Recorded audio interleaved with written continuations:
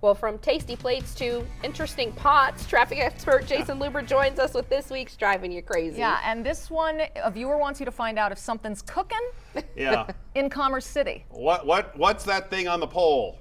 It's pretty much, what's cooking up there in Commerce City? Well, Dan from Commerce City wrote to me saying, what's driving you crazy? At the RTD Park and Ride at 104th and Revere Street sits a pole about 3 feet off the ground with what looks like a stock pot attached to it. There's no indication of what it is or used for other than some official looking numbers on the pot.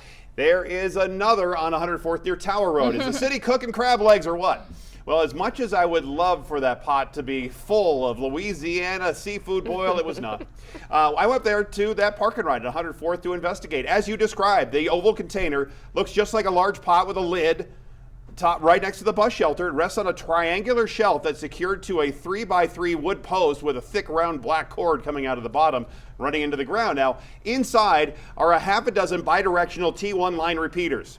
There's nothing else in the can. Now, when I asked the Commerce City Traffic Engineering Department about this, they told me that the silver canister is part of the communication system for either a fiber network, cable, or phone company. They aren't sure exactly which company owns and maintains it, and no one else in their office knew anything more than that. Now, during my investigation, it's one of an older design of many styles of outdoor network cabinets that protect phone, cable, or other network switches and repeaters, often used in and around traffic signals and lights and that sort of thing. And I looked through several catalogs of these enclosures. I never found a new one that looks quite like the stock pot.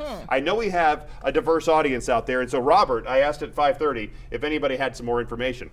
Robert wrote to me and said he's a retired telephone rep tech, and it is definitely a T1 repeater, and he says they're typically placed around every 4,000 feet to maintain the constant data signal.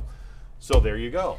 But Thank why you, a Robert. pot shape? But why pot shape? Because it's just one of the shapes of one of these cabinets, and so it just That holds was it not really an well. answer, but why the Well, shape? Because it's that shape. Because Yeah. it's that shape. And Because it looks that's like that's that. what it I'm is. going to call Jason Chief Traffic Expert Investigator. T19 Jason Luber. repeater.